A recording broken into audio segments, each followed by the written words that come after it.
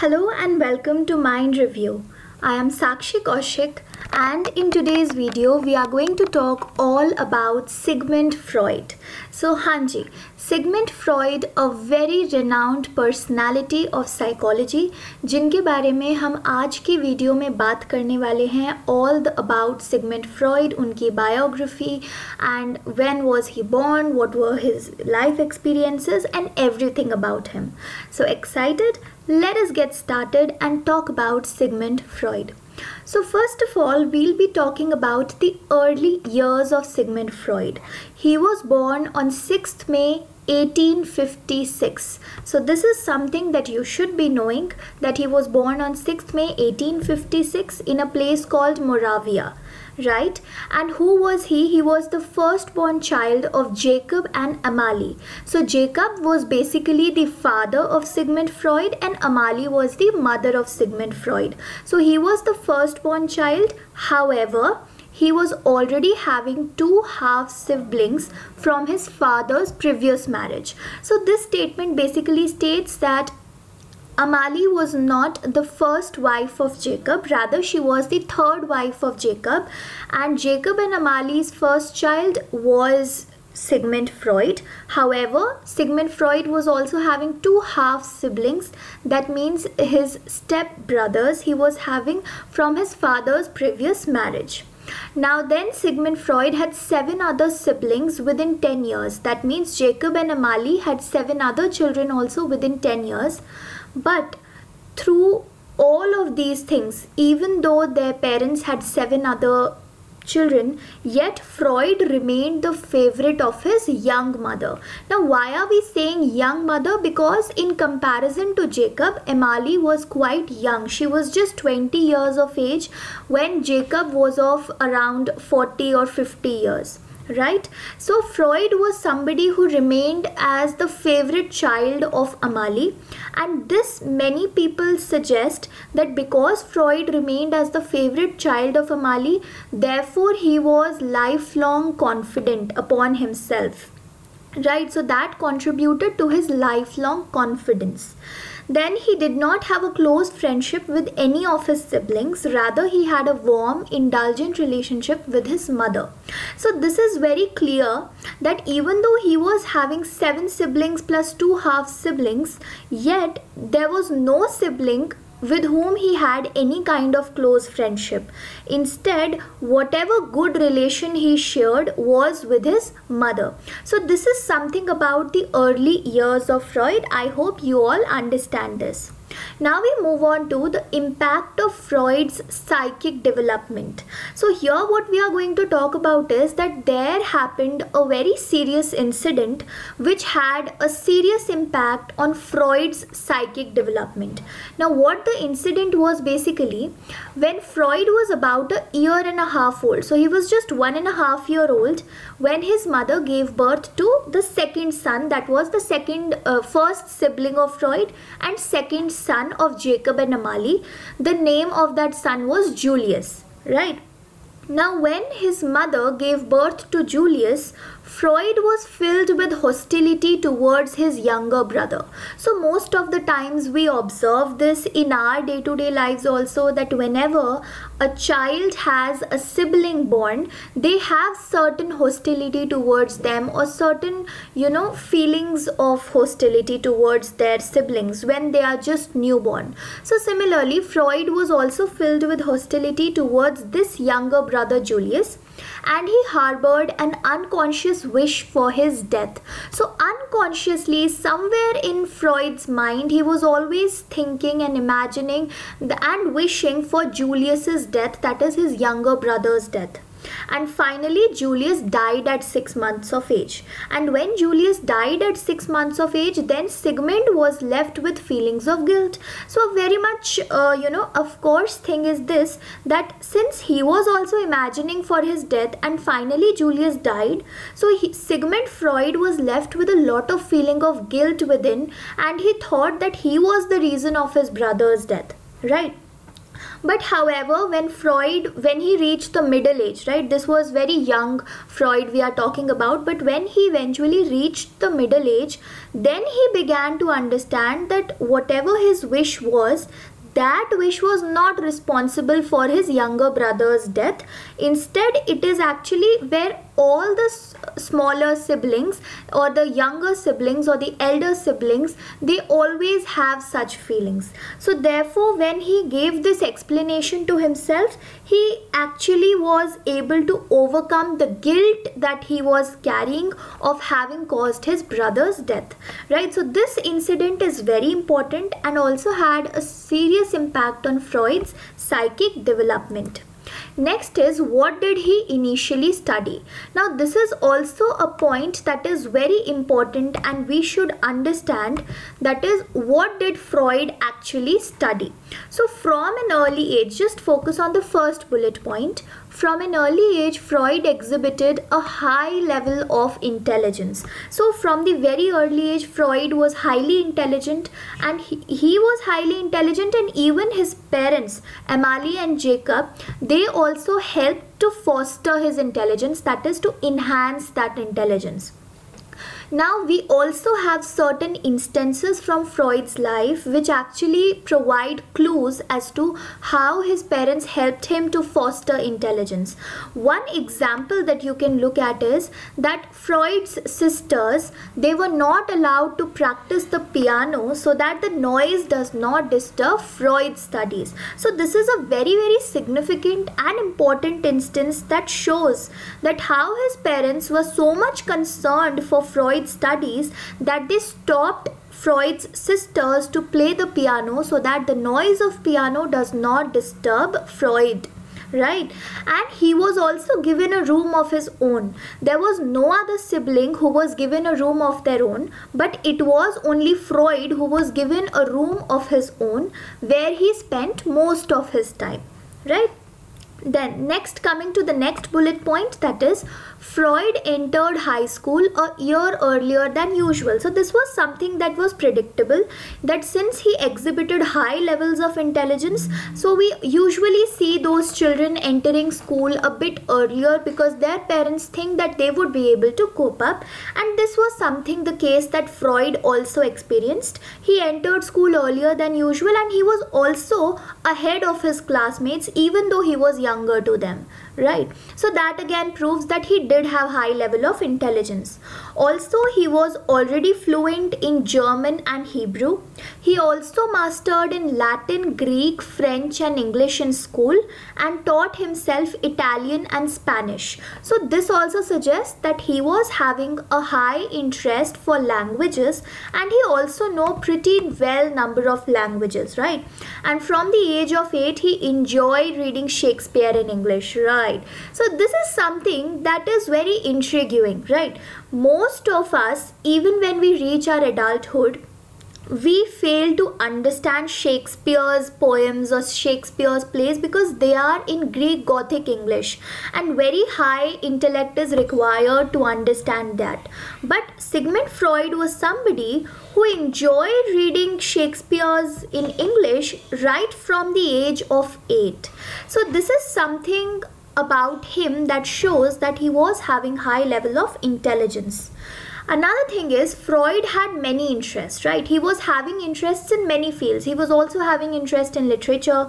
He was also having interest in the military history. But when the time came to choose his career, when he had to finally choose his career, he settled on medicine.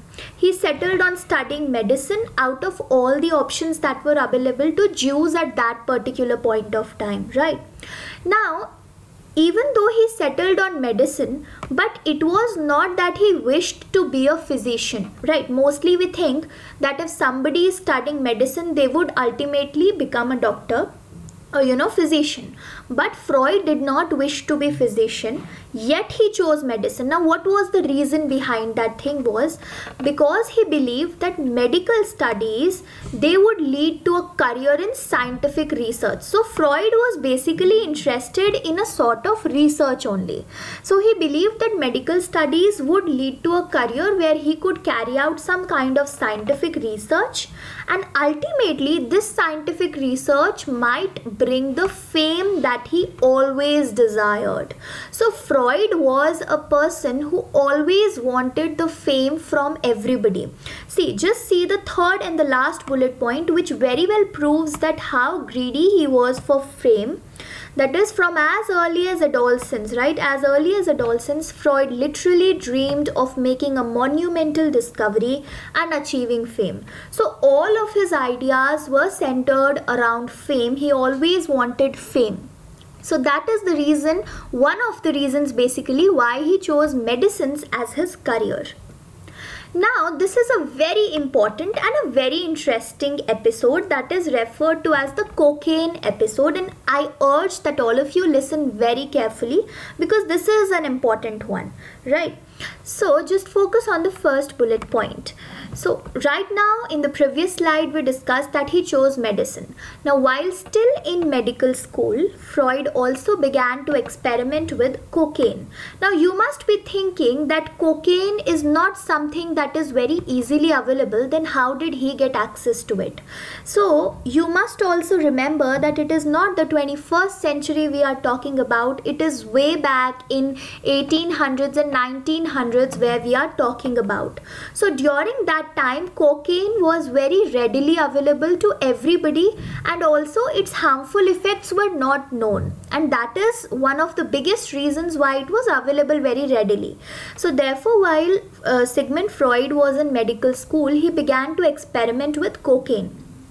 He also used this drug upon himself, also insisted that his fiancée, his sisters and also the friends also tried. So most of the times this happens if you are also psychology students. So whenever you are conducting any research or you want to conduct any experiment, we always insist our friends, our families or our loved ones to actually get into that experiments, and we also try doing that experiment on those people, right? Similar thing happened with Freud as well. Now he called it a miracle drug. So cocaine Freud called as a miracle drug and a magical substance that would cure many ills and be the means of securing fame. So again, ultimately whole cycle came up upon the word of fame. Why he was experimenting with cocaine? Because he wanted to do some discovery and ultimately achieve this fame that he always wanted to. So since he called it as a miracle drug, ultimately in 1884, this is the year, in 1884, he published an article about cocaine's beneficial effects. So you can very well imagine that when somebody publishes such an article regarding the benefits of something, everybody begins to use that. Everybody sees those benefits, reads those benefits and thinks that I also must consume this cocaine so that it is also beneficial to me. So in 1884, when he published the article about benefits of cocaine, there was an epidemic of cocaine use in Europe, right? In Europe and United States, many people began using cocaine. Many people began using cocaine. However, this article that he published was later judged to be a contributor to all of these, and because of this reason, because later on many people got to know that cocaine is actually not very much beneficial and has very hazardous and harmful impacts on humans. So Freud was strongly criticized. So something opposite happened, right? We saw that something very opposite happened. Why? Because Freud always wanted the fame. and that is the reason why he published this article as well. But ultimately what he got was, he got criticisms because of this article, and for the rest of his life he tried to eradicate his earlier endorsement of the drug, deleting all references to the substance from his own bibliography. So even from his own bibliography he was actually trying hard to delete all the evidences that proved that he was actually endorsing cocaine and told cocaine to be a miracle drug. So this was all about the cocaine episode, which is one very important episode. The next thing that we have is the sexual basis of neurosis. Now, since Freud lacked an independent income, he believed he had no choice but to enter private practice. So this was basically the time he was still in medical school, but he was not having any independent income. Until now, it was his father who was funding his medical studies, but now his father was also a little incapable of funding. So therefore, he observed that he had no independent income, he could not continue that study. So he had to enter into some private practice. And entering into private practice, what he established was, he got established as a clinical neurologist in the year of 1881. Right. So Freud established the practice as a clinical neurologist, and he began to explore the personalities of those who were suffering from emotional disturbances. That is what neurosis is all about, that is your emotional disturbances, and he started to analyze the personality of those people in his private practice. He studied for several months in Paris with the psychiatrist Jean-Martin Charcot. Right. So this is an important thing, that he started to practice for several months in Paris with Jean-Martin Charcot, and Jean-Martin Charcot was a pioneer in the use of hypnosis, and it was Jean-Martin Charcot from whom Freud actually learned hypnosis, and also learned that how can neurosis be treated with the help of hypnosis, right? Charcot also alerted Freud to the possible sexual basis of neurosis. So it was Charcot only who also alerted about Freud that neurosis may also have certain sexual basis. And as a result of all of these incidents, which all incidents that Charcot say उन्होंने सीखा about hypnosis, he also alerted Freud regarding sexual basis of neurosis. Then there were many clients that Freud got who had actually sexual basis of neurosis. So from all of these incidents, along with his own sexual conflicts, it can actually be suggested that Freud was certainly open to the possibility of a sexual basis for emotional disturbance. So this is all about when we talk regarding the sexual basis of neurosis. Now we move forward, that is the phase of personal crisis. Now see, there can be no person who do not face crisis, and this was something similar with Freud as well. He also went into a phase of personal crisis. Now he wrote a book that was Studies on Hysteria. He wrote this book in collaboration with Breuer, who was also a very famous personality, right? And in his book Studies on Hysteria, Freud introduced the term psychical analysis, right? It was this book where he introduced the term psychical analysis, and during the following year he began calling his approach as psychoanalysis. So this was the basic time where he invented this, that his approach would be named as psychoanalysis. Now we come back to the phase of personal crisis. How was he facing? During the late 1980s, Freud suffered both professional isolation as well as personal crisis. Now he suffered professional isolation because he was not getting the fame that he always demanded. And he had begun to analyze his own dreams. So what he did was, we all have dreams, right? While we sleep, we have certain dreams. Some of those dreams we remember when we get up, and some of them we do not. So Freud, what he did, he began to analyze his dreams, and during this time Freud regarded himself as his own best patient. And this is a very famous line of Freud that we all hear, that during this time of personal crisis, when he was analyzing his own dreams, he regarded himself as his own best patient. Now, what was the second personal crisis? The first one was professional isolation. The second one was his realization that he was now middle-aged and had yet to achieve the fame he so passionately desired. So, second realization was that he realized that he was in his middle ages and yet he had not achieved the fame that he always wanted to achieve. Now, at midlife, Freud was suffering from self-doubts. He was suffering via depression and an obsession with his own death. So when he was middle-aged, he was suffering from a lot of self-doubts and depression, and he was obsessed with the idea of his own death. Despite of all of these difficulties, Freud completed his greatest work, that was interpretation of dreams. So even though at midlife Freud was suffering through many self-crises, many personal crises, yet he managed to complete one of his very greatest works, that was the interpretation of dreams. In the year of 1910, Freud and his followers, now the followers of Freud are referred to as neo-Freudians or neo-analysts, right? Neo-psychoanalysts. So Freud and his followers, they founded the International Psychoanalytic Association. So this is also a very important benchmark that has to be remembered. Now the next important topic that we will have to discuss is about Freud's sex life. Now this is a big paradox that we have to focus upon over here. It is a paradox that Freud, who emphasized the importance of sex and emotional life, experienced so many personal sexual conflicts. So everywhere we are seeing, wherever we can study about Freud's theory, he has a mention of only two important things. One important thing is unconscious, and the other important thing is the importance of sex in emotional life. Yet it becomes a paradox for Freud when he experienced so many personal conflicts, right? His attitudes towards sex was very much negative, and this is a big paradox that we and many other theorists also feel to be. Now what Freud did was he blamed his wife Martha. So Martha was Freud's wife.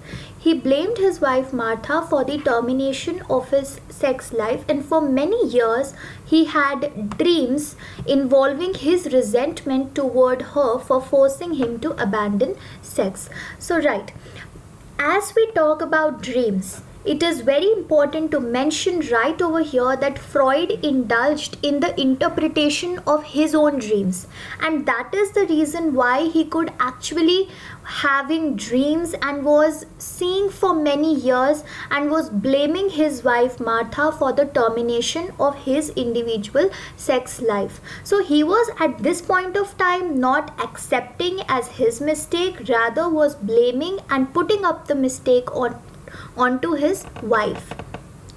Now Freud's personal frustrations and conflicts about sex surfaced in the form of neurosis. So whatever frustrations that Freud was having, whatever conflicts that he had in his personal sexual life, all of those surfaced in the form of neurosis. Now neurosis is something that we talked about back earlier, and we also talked about that how Freud had a sexual approach towards the emotional problems and towards neurosis, right? So also in his 40s, that was again middle-aged, he experienced a severe neurotic episode, and when he experienced this severe neurotic episode, he concluded that it was because of the sexual conflicts that he was having that he ended up having neurosis, right? Now for 3 years, Freud psychoanalyzed himself through the study of his dreams. So this is what I was talking about earlier, that right straight for 3 years, what Freud did was he psychoanalyzed, that is, he applied his own theory and studied his dreams. And during this period when he was studying his dreams, he performed his most creative work in developing his theory of personality, right? through the exploration of his dreams. Now, when he was exploring his dreams and interpreting his dreams and trying to analyze those dreams, he realized two very important things. First was that how much hostility he felt towards his father. As he was interpreting the dreams, he realized that the extent of hostility he felt towards his father was immense, and it was for the first time that he realized that fact. And he also recalled that while he was a child, he was having a very good relation with his mother, but he also had a sexual longings for his mother. And this is actually also involved in his theory, which is referred to as the Oedipus complex and the other complexes that we have. Right, and he also dreamed of a sex wish towards his eldest daughter. So this is something or a slight insight that we can have towards Freud's connotations and Freud's negative attitudes and personal sexual conflicts, right? So this is one concluding line that I would like to mention, is that thus he formulated much of his theory around his own neurotic conflicts and childhood experiences. So whatever bibliography we have been studying about Freud till now, we can make out that whatever theories he has formulated, whatever things, whatever experiments he has done, much of his theory revolves around his own childhood experiences or his own neurotic conflicts, right? Now, some qualities of Freud that people describe him as, that he was sensitive, he was passionate person who had the capacity for intimate and almost very secretive friendships. So even he had the capacity for intimate and secretive friendships, still most of these deeply emotional relationships came to an unhappy end, right? Most of the people with whom Freud was very good friends with, that came to an unhappy end, and Freud often felt persecuted by his former friends and he regarded them as enemies, right? He is also regarded as the father of psychoanalysis. Now this is something very important and you should be all aware about, that Sigmund Freud is regarded as the father of psychoanalysis, and finally we can congratulate him because he got the fame that he always wanted to, right? Now let us have a very small and a quick glimpse into psychoanalysis. Psychoanalysis, the theory that was given by Sigmund Freud, we will have a very quick glimpse into it. The first thing that he talked about was the levels of consciousness, right? He talked about that there are 3 levels of consciousness. Number 1 is unconscious, then we have preconscious, and then we have conscious. Now when he talked about unconscious level, he was basically referring to all the drives, urges or instincts that are beyond our awareness. So when we talk about the unconscious level, we involve the drives, the instincts and everything that is not into our awareness. And Freud felt that the existence of unconscious, how can we prove it, right? Many theorists questioned him that if unconscious is something that is away from our awareness, then how can you prove the existence of unconscious? So Freud said that the existence of unconscious can be proved with the help of the dreams we have, or the slip of tongues we have, or certain kind of forgetting we have, which he referred to as repression, right? So all of these things serve as very important and a very rich source of our unconscious material. Then he talked about the preconscious level. When we are at the preconscious level, he said that this level of mind contains all those elements that are not conscious but can become conscious either quite readily or with some difficulty. So see, we have many thoughts in our mind. When I say, do you know the alphabets? Now you must be thinking about A, B, C, D, right? But those alphabets were already stored in your mind. It is just that when I told you to pay attention to those alphabets, you brought it to your conscious. So preconscious basically includes all the things which are present in your mind, which you are also aware of, but it comes to your consciousness only when you pay attention to that particular thing, right? And finally he talked about conscious. Now conscious was something which was playing a very minor role in the psychoanalytic theory, because all of the focus in psychoanalytical theory was on the unconscious, but still he talked about conscious. And conscious includes all the mental elements in awareness at any given point of time, right? For example, right now you are conscious, you are aware that you are watching a video on YouTube, or you are conscious that you are having a mobile phone or a laptop or any electronic gadget in your hand. So that is what conscious is, something that you are aware of at the present moment, and it is the only part of mental life which is directly available to us, because unconscious is not at all available to us. Preconscious is available only when we pay attention to it, and conscious is something that is directly available to us. So this is what he talked about, the levels of consciousness, and I have explained this in a very brief and a radical manner. And if you wish to get the explanation in depth, then do comment down in the comment section below. Now next he talked about the structure of personality, which is again a very important aspect. He talked about three structures: id, ego and super ego. These are the three structures that he talked about. Now id ka, he told that id, the sole function is to seek pleasure. It is very much illogical and can entertain even the incompatible ideas. Also, id has no morality at all, and a very important thing that you should remember is that id is based on the pleasure principle. Done. Next is, so right now I'm just giving you a small glimpse of what these are, then I'll explain it to you with the help of an example, a very interesting one. So next one is ego, that is in contact with reality. So ego is something related to reality, and it tends to maintain a balance between id and superego. And another important thing, right now ego is based on the reality principle. So just like id was based on the pleasure principle, ego is based on the reality principle. And after that we have the superego. Now what is in regard with the superego? It represents the moral and the ideal aspects of the self. So we all have certain ideal aspects of self, that this is the ideal manner in which we should behave. That is what superego is. It strives blindly and unrealistically towards perfection. So here, what is superego based on? It is based on the morality principle. Now a very short and a sweet example that I would like to mention over here, so that you can understand id, ego and superego with ease is, for example, a child is thirsty, right? He is in his classroom, he is thirsty, he doesn't have a water bottle of his own, and he sees a water bottle that is kept on the teacher's table, and that water bottle belongs to his teacher.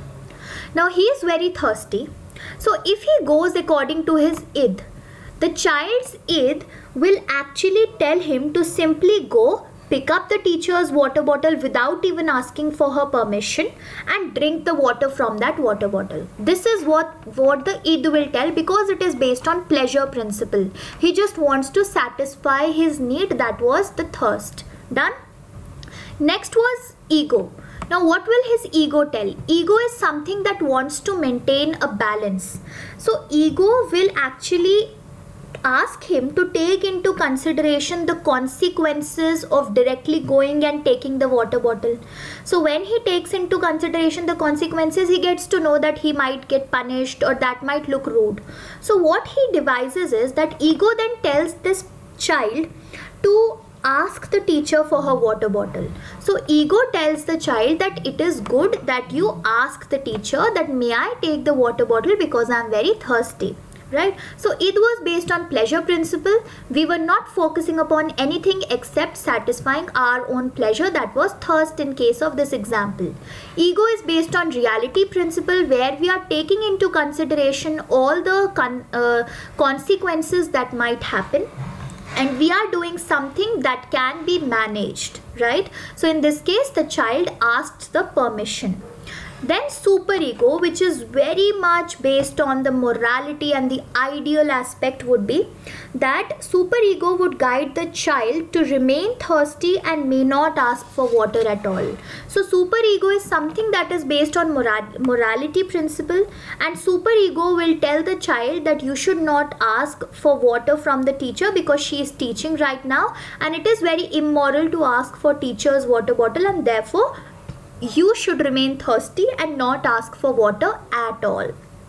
So again, I have given a short glimpse regarding the structure of personality. If you want more on this, then please comment down in the comment section below. I would love to make a video on it, right? So thank you so much for watching the video with so much of patience. Do like, share, subscribe and comment in the comment section below regarding any doubt, difficulty or anything that you want to share. Thank you. Have a good day and bye-bye.